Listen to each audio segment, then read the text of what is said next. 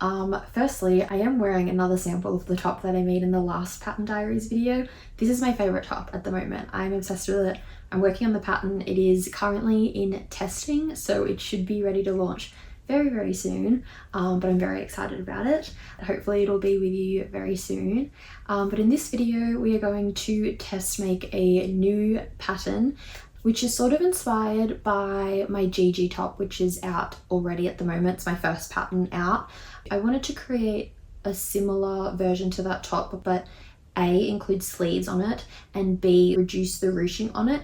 So the Gigi top, it's a peplum style and it's got ruching all the way from the neckline to the waist. For this top, I wanted to create something that would be just cinched at the waist, but have a little bit more room in the bust as well. And I also want it to have side ties down the side here that are adjustable as well, so you can pull them to adjust how fitted you want the top to be. So we're going to test that today. I got some really cute fabric from the store. It's this sort of white and nude gingham print, and I'm going to also try and add in a lining as well to see how that works with the sample. I also want to test a more wider neckline as well and do more of a boat neck style for this top as well, so that it is a lot more different to the Gigi top. So yeah, in terms of pattern, I don't think I'm going to have to do too much work with it. I think I'll be able to use the Gigi as a block template and then just edit it from there. The sleeves is something that I'll have to figure out shape wise how I want those to look. In terms of what we're calling this top, I'm going with the Sophia side tie top because it's got side ties and the fabric is just giving me Sophia vibes. And then because I got a lot of fabric, I am wondering if I'll end up having enough to do a pair of matching shorts as well. So if I have enough fabric, I will add that on at the end and do it as a set. So let's see how we go. But for now, let's get started on putting together the top. So I started by cutting out my pattern blocks. Now I didn't create any new blocks for this. I just used a previous block template that I had and then made a couple of adjustments. I knew that I wanted to do a wider neckline on this, so I updated it with that. And then I cut it all out on my canvas fabric, stitched it all together just to see how that would look as a sample.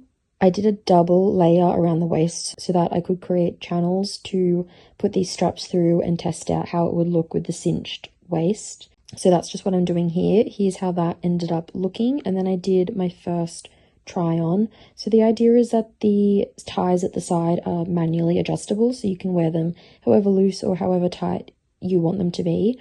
And this is what the first sample looked like. I was happy with how the body was fitting, but there were a couple of changes that I wanted to do.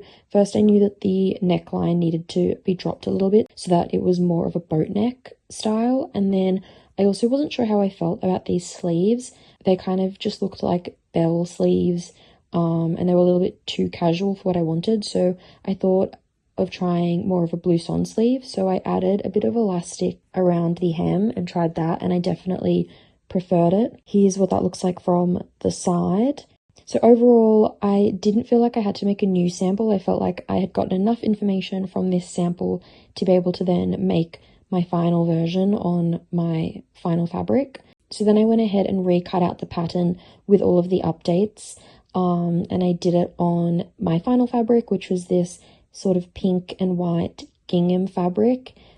Here are those pieces. I also created a lining as well to go on the inside. So I attached the lining to the outer piece, stitched it, and then flipped it so the lining was on the inside. And then I used the burrito method to join the sleeves together. And then I sewed channels along the waist, and because there was a lining and an outer piece, it sort of created that channel really nicely. And then I stitched the ties together, inserted them through the channels. I did 3 rows of channels on the front and then also on the back, and then sort of just adjusted them as needed. And here's what the final sample on that fabric looks like. I'm really glad I made the updates I did. I much prefer the neckline and the sleeves on the top. And then I also had enough fabric to make a pair of matching shorts as well.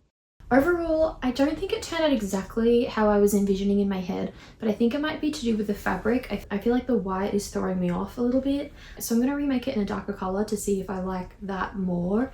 So I'm going to put this on pause in terms of developing it as a pattern for now. I just have some other pieces that I'm a little bit more excited by.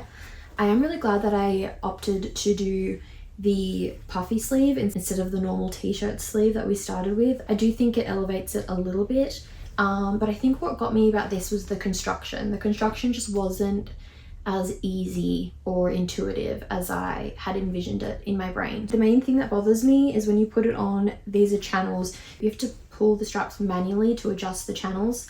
I think it would just be easier if this was elastic and then you wouldn't have to make so many adjustments.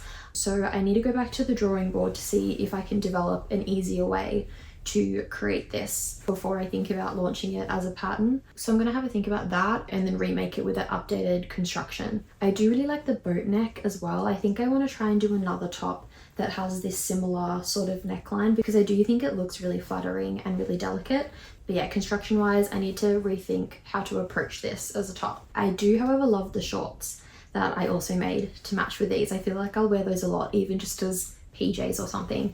They ended up being a really cute like boxer type short. So I really love those and I'm glad I did them. That's it for the Sophia top. I hope you enjoyed this video. Thanks so much for watching and I'll see you in the next one. Bye.